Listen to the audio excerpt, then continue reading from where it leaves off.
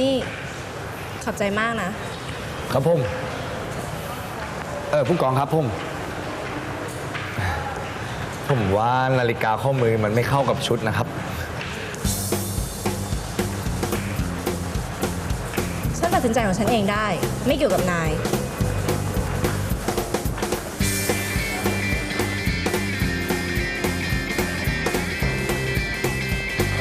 ผู้กองครับ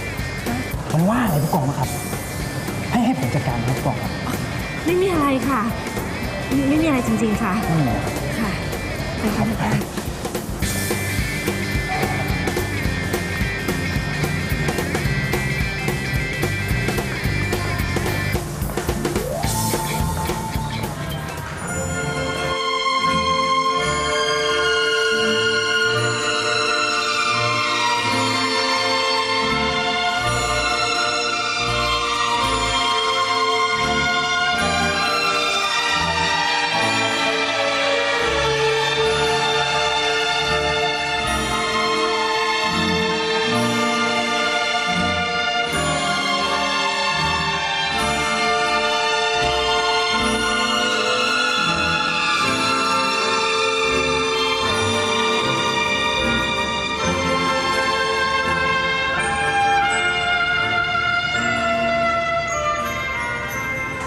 พี่พันธุ์เอ้าสี่วันหนูนึกว่าพี่พันธุ์จะเบี้ยวหนูซะละนี่เดี๋ยวเราเข้าไปในงานกันมะข้างในกำลังสนุกเลยนะพี่พันธุ์ในงานไม่เอาอะไม่เข้าไปเดี๋ยวผู้กองเห็นเห็นก็จำไม่ได้หรอกนะเพราะว่าหนูอะกำลังจะพาพี่พันธุ์ไปแปลงร่างไป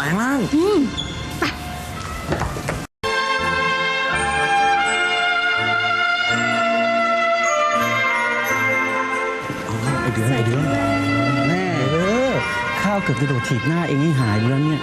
น้อยเสื้อใหม่ของข้าทั้งชุดเองนั่นเอาใส่ออกงานซะเนี่ยข้าจะรู้ไหมล่ะเนี่ยไอ้สี่วันเอามาให้ข้าไส้เนี่ยเอาทั้งนั้นเองเอาไม่ถือไหมหยุดจะบ้าเหรอเองจะมาถอดอะไรตรงนี้น่าเกลียดตายชักคนเยอะพี่เดือนครับพี่เดือนขอบคุณครับโอเคเดี๋ยวจัดให้เฮ้ยเจอกันข้าขอตัวไปทำงานก่อนได้คุยกันนะเว้ยเจอกัน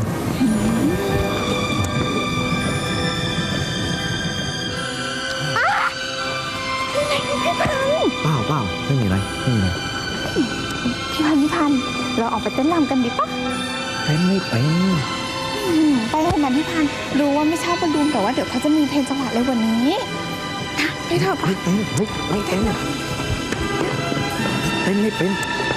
ไม่ตามนี่ไปเถอะนี่เหรอ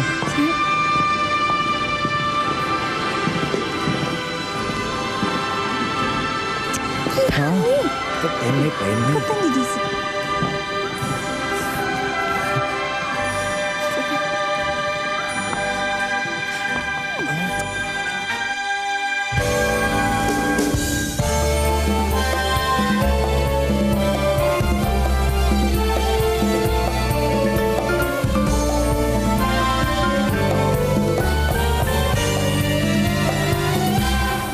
สุขกันเธอเราเศร้าไปทำไมอย่ามัวอะไรคิด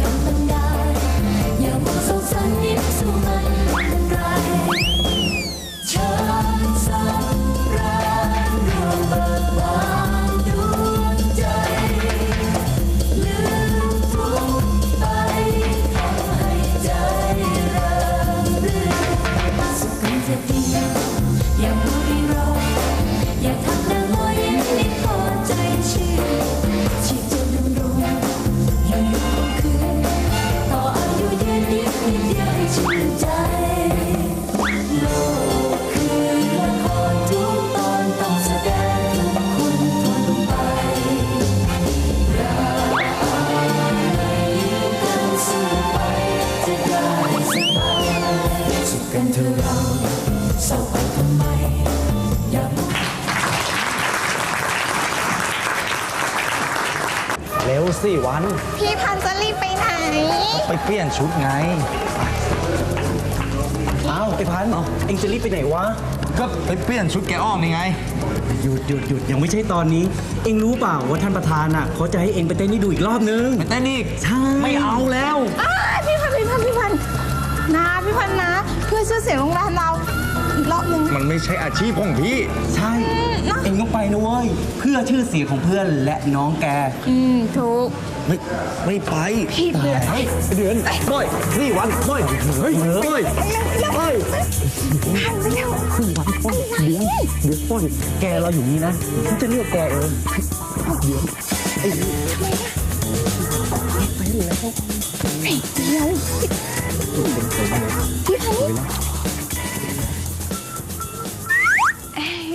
แล้วโอกาสนี้นะครับ ขอเชิญคู่เต้นเลยนะครับ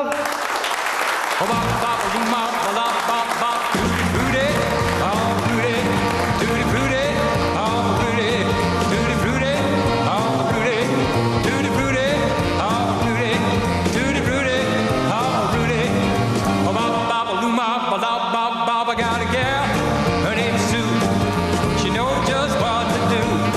I got a gal, her name's Sue. She knows just what to do. I've been to the east, I've been to the west. She's the gal that I love best. Tutti frutti, oh fruity, tutti frutti, oh fruity, ooh tutti frutti, oh fruity, tutti frutti, oh fruity, tutti frutti, oh fruity. I got a gal, her name's Daisy. She almost drives me crazy. I got a gal, her name's Daisy. Almost drives me crazy. She's a real gone cookie, yes sirree. Pretty little Susie is the gal for me. Tutti frutti, oh fruity, tutti frutti, oh fruity, ooh tutti frutti.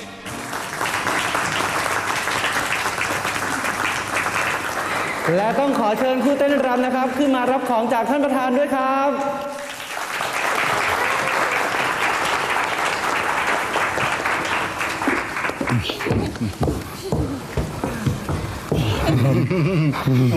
ต้องขอขอบคุณมากนะ ที่ได้กรุณามาเต้นให้เราชมอีกครั้งหนึ่ง ผมครับผม ผมครับผม แต่ว่าพ่อหนุ่มจะไม่ถอดหน้ากากให้เราได้ดูหน้าค่าตาสักหน่อยแล้ว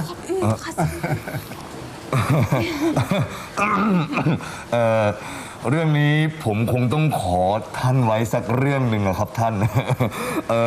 ด้วยหน้าตาอันหล่อเหลาของผมแล้วนะครับพ่อผมเขาเลยสั่งไว้ว่าถ้าเกิดไปงานที่ไหนแล้วมีผู้หญิง หน้าตาดีๆเกินสัก2 คนอย่างนี้นะครับเขาให้หาอะไรปิดหน้าไว้ครับเพราะกลัวว่าผู้หญิงในงานจะกรี๊ดสลบตบกันกระจายครับท่าน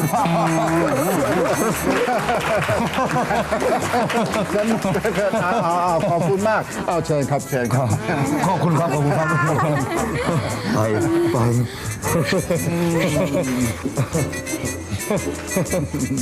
เอาละครับทุกท่านขอเชิญตามสบายเลยนะครับเต้นกันยังให้สนุกเลยนะฮะ Tutti frutti.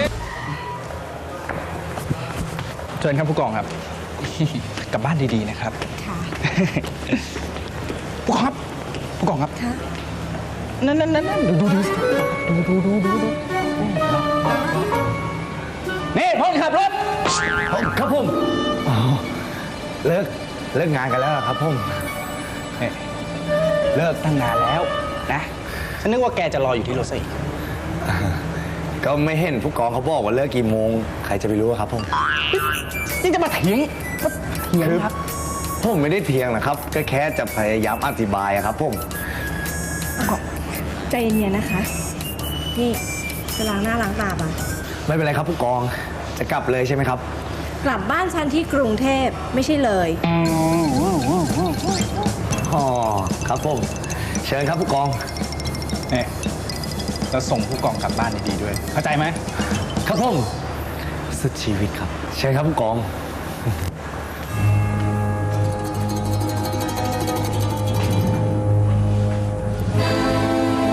Tutti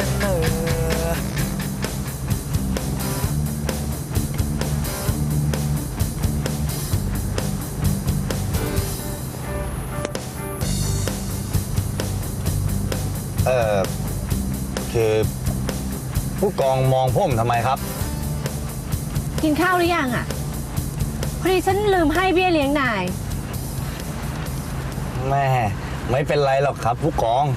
แค่ผู้กองเป็นห่วงไอ้พันธุ์ก็อิ่มแล้วครับ บ้า ไม่ต้องมาพูดเล่นกับฉันนะ ฉันไม่ใช่เพื่อนนาย ผมไม่ได้พูดเล่นนะครับ ผู้กองผมพูดจริงๆแล้วผู้กองโกรธเลย โกรธมาก โกรธง่ายแล้วก็หายยาก เพราะฉะนั้นไม่ต้องมากวนโทสะฉันได้เป็นดี นี่ เมื่อตะกี้นี้ได้ไปดูเขาเต้นรำมาหรือเปล่า แล้วผมจะเข้าไปดูทำไมครับ ผมเต้นไม่เป็นครับ แค่เดินได้นี่ก็เก่งแล้ว ไอ้ผู้ชายที่มาเต้นโชว์เนี่ยนะ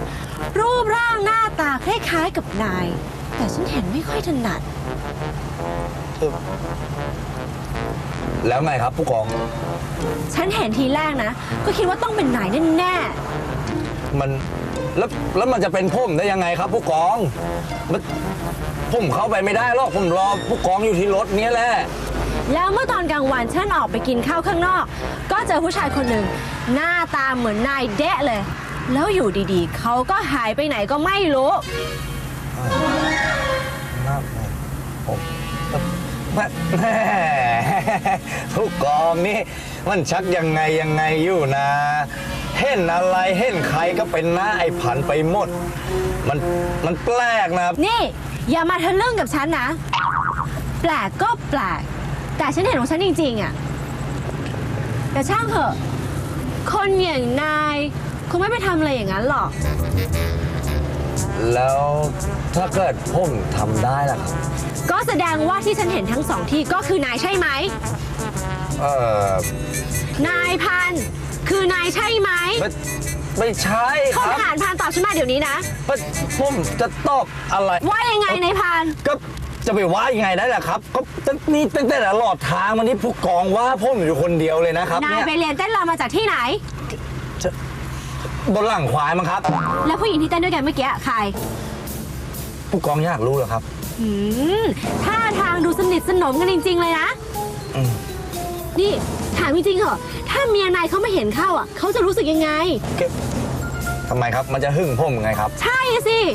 ก็แค่เต้นกันเฉยๆมันจะมาหึ่งทำไมล่ะครับ ผู้ก หึ อง งสิทำไมจะไม่หึง นายนี่ไม่รู้เรื่องอะไรนะ ไม่รู้หรือไงว่าคนเราวันที่รักกันเนี่ย มันจะเกิดความรู้สึกหวงแหนซึ่งกันและกัน หรือที่เรียกง่ายๆว่าหึงอ่ะ แล้วผู้กองเคยหึ่งไงครับ ไม่เคยอ่ะ เอ๊ะวันนี้นายจะมาย่อย้อนถามฉันทำไมพลทหารพันจำเอาไว้เลยนะ ว่าฉันเป็นผู้กอง แล้วนายเป็นพลทหาร ไม่ต้องมาลามปามใส่ฉัน เข้าใจไหม นี่ ฉันถามว่าเข้าใจไหม ก็เข้าใจครับ ก็กำลังท้องอยู่เนี้ยว่าผู้กองคือผู้กองผมคือพลทหารผู้กองคือผู้กองผมคือพลทหาร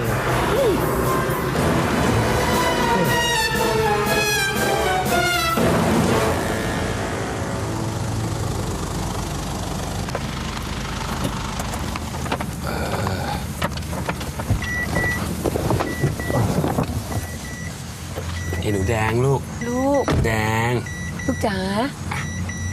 ถึงบ้านแล้ว ลงมากันลูก ระวังนะกันระวังระวังกันลูก ระวังลูก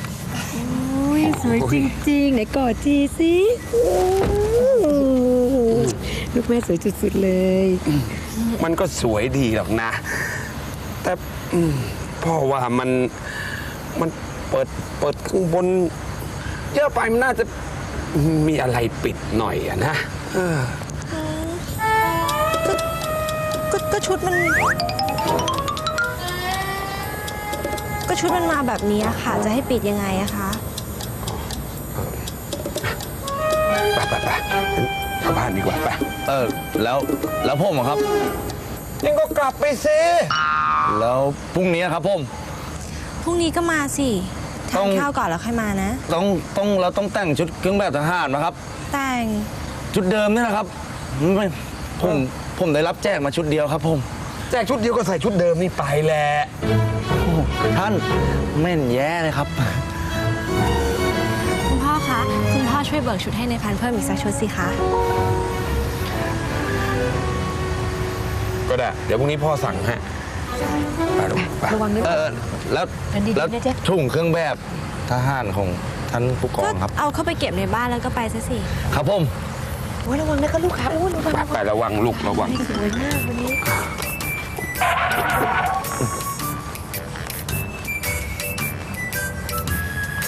แกจะมาตามฉันทำไมฮะ ไม่ได้ตามท่านครับ แต่ถุงเครื่องแบบของผู้กองครับ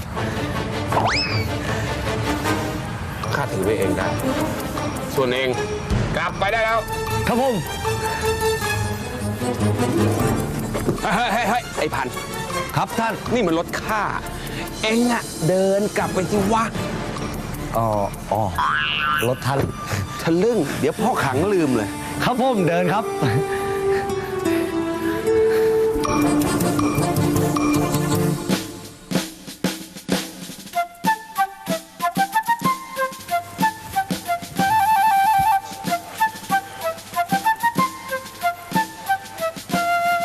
แม่ สุกจริง ๆ เลยนะเองเนาะเฮ้ย เป็นไงบ้างวะฮะ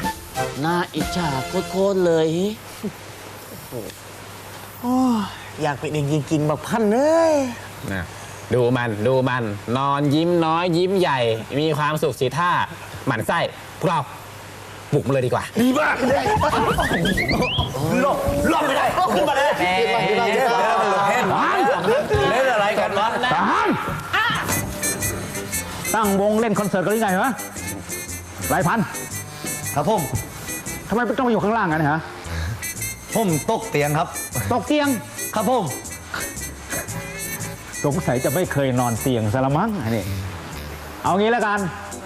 คืนนี้เองก็นอนข้างล่างแหละ แต่ห้ามใช้หมอน ห้ามใช้ผ้าห่ม ห้ามใช้ที่นอน นอนข้างล่างจนถึงเช้าเลย เข้าใจไหม ครับผม อ่ะแล้วบอกให้นอนทำไมไม่นอน คนอื่นถ้าไม่นอนก็เดี๋ยวออกไปวิ่งรอบเรือนนอนนะ กุดไหนครับ นอนซะนอน ถึงเวลานอนก็ต้องนอน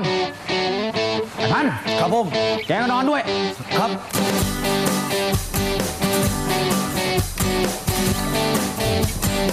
ไม่เคยสักนิดจะอินเทรนด์ไอเราน่ะรู้เราเป็นแต่เนอแต่กับเธอ หมดหัวใจ ให้ไปหมดแล้ว ถ้าเธอไม่รักก็ตามใจ ไม่ต้องมาแกล้งลวงใจคนเปิ่นชมยัง น้ำปฏิบัติสะบัดแขนสะบัดแขนให้ตึงตรงคมตั้งหนักทหารทั้งหมดแถวยศกลับหลังหันอย่างนี้ไม่ได้เรื่อง เอางี้แล้วกัน วิดพื้น 50 ที เตรียม 50 ที ปฏิบัติ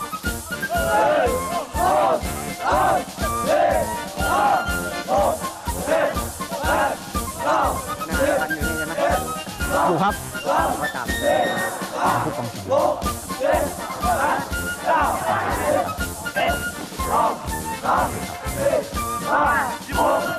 ทั้งหมดหยุดจัดแถวหมดแถวตรงนิ่งพลทหารพันครับออกมาหน้าแถว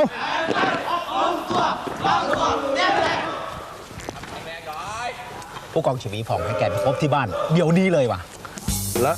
ให้ผมไปอย่างนี้เลยครับ ผมยังไม่ได้อาบน้ำอาบน้ำอะไรเลยครับ รีบอาบก็รีบไปสิ ครับผม รีบไปเลย ครับผม เก๊กรอที่ได้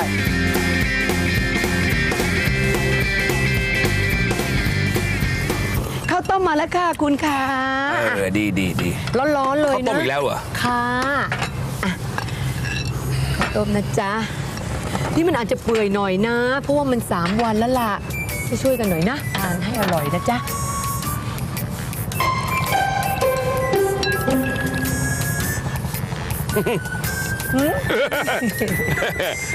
คุณ ว่า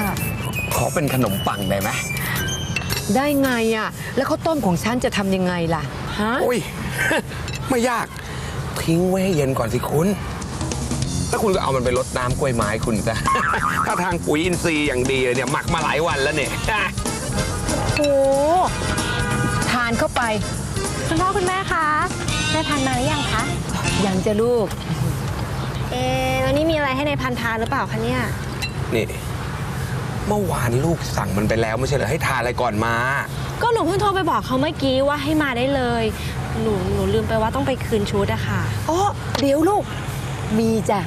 แม่มีข้าวต้มให้ในพันทาน ข้าวต้ม น้ำรดต้นไม้เนี่ยน้ำรดกล้วยไม้คุณนั่นแหละเออ ใส่หมูสับเข้าไปก็น่าทานเองอะ อุ้ย ไม่เดี๋ยวพูดอะไรฮะ พูดใหม่ได้นะ เอาคุณดูสิว่าจริงไหมเนี่ยดู แล้วคุณไม่ต้อง ขออนุญาตครับผม มาแล้ว นี่ รู้ไหมว่านายบุรินทร์เขาไม่อยู่อ่ะฉันเหนื่อยมากเลยอ่ะต้องทำงานคนเดียวพี่พันธุ์ก็ไม่เคยช่วยฉันเลยอ่ะ จะหาเรื่องไหนไงฮะ ไปเราไปหลังบ้านทำข้าวต้มกันไม่ต้องไปสนใจเร็วๆเข้า เย็นๆคือคุณพ่อนั่งลงก่อนเร็วหงุดหงิดตอนเช้าไม่ดีนะคะ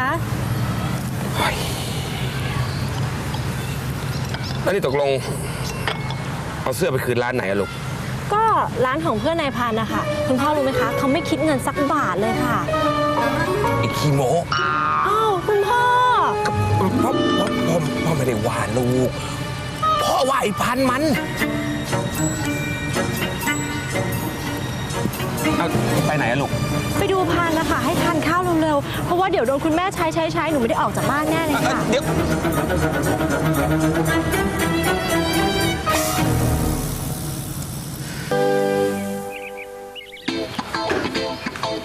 ใส่หมูสับหรือยังคะแม่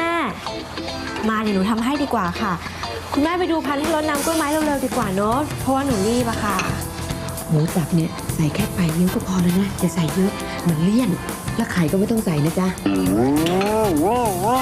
ล้อเล่นเหน่มองพัน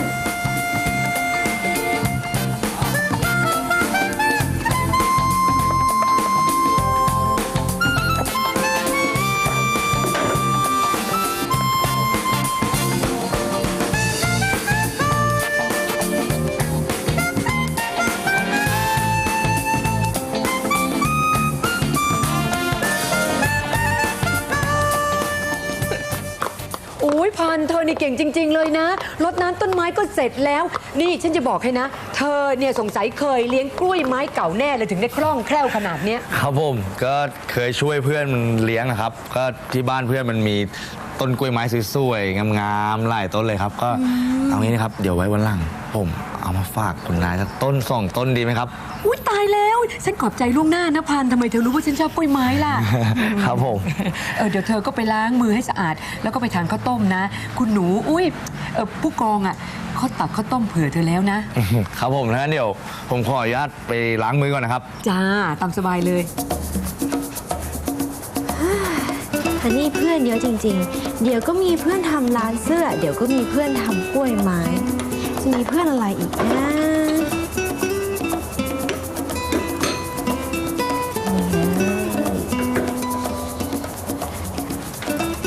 เป็นไงจ้าลูก เสร็จแล้วค่ะ นี่แม่บอกแล้วใช่ไหมว่าให้ใส่หมูแค่ปลายนิ้วก้อย แค่นั้นจะไปพอได้ยังไงล่ะคะ ก็ใส่เยอะหน่อย เยอะไปเดี๋ยวแม่จะลูก หมูมันตกลงไปค่ะ ไม่ได้โอ้ยอะไรกันหนักหนาเนี่ย ล้างมือมาแล้วครับผม นั่งเลยพัน ครับผม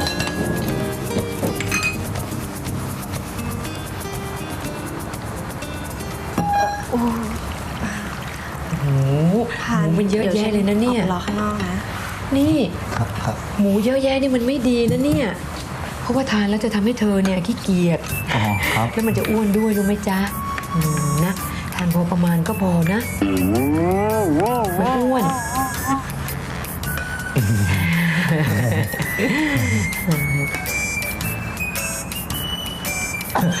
น่าทานจังเลยครับ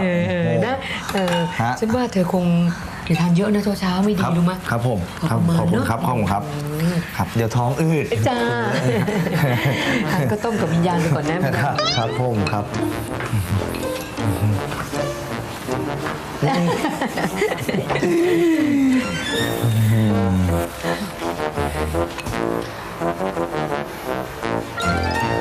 คุณครับผม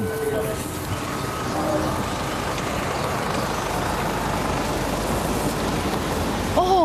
3 กล่องเลยเหรอมันเยอะแยะอย่างเงี้ย ไม่เยอะหรอกครับผู้กอง ก็ผมซื้อมาฝากผู้กองด้วยครับ อันนี้ครับ นี่ของผู้กองครับ ส่วนอันนี้นะครับของรัตนาชาติครับ ไว้กล่องนึงอะ อ๋อ อันนี้ของผมเองครับ ส่วนตัว ว่าแต่ผู้กองจะเอาอะไรอีกบ้างครับ เดี๋ยวผมไปซื้อให้ ไม่อะพันเชื่อว่าบ้านนายเนี่ยต้องเป็นเศรษฐี หรือไม่ก็เจ้าของร้านเนี่ยต้องเป็นเพื่อนนายใช่ไหมทั้งหมดเนี่ยมันเกินเบี้ยเลี้ยงของนายทั้งเดือนเลยนะ เอางี้เดี๋ยวของคุณรัตนาชาติเดี๋ยวฉันออกเอง เพราะว่าค่าชุดเขาไม่ได้คิดฉัน อ๋อ ไม่เป็นไรครับผู้กอง ผมออกเองได้ แต่ว่า ไม่เป็นไรครับผู้กองผมออกได้จริงๆเอางี้สิครับ ถ้าเกิดว่าผู้กองอยากจะให้เงินผมขอเป็นรอยยิ้มหวานๆอย่างนี้สักทีก็ยังดีไป นายพันฉันบอกนายแล้วใช่ไหมว่าฉันเป็นผู้กอง ไม่ใช่เพื่อนเล่นนาย